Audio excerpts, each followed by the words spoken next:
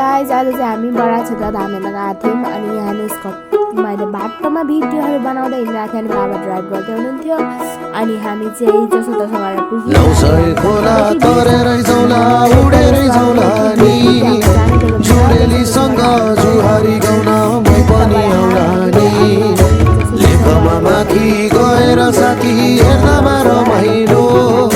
सबैको मुहार उजेलो देखे सबैको घमाइलो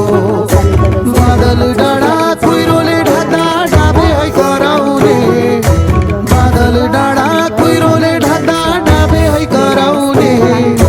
भेटिने मन छैन अब मन भयो हराउने मन भयो हराउने मन भयो हराउने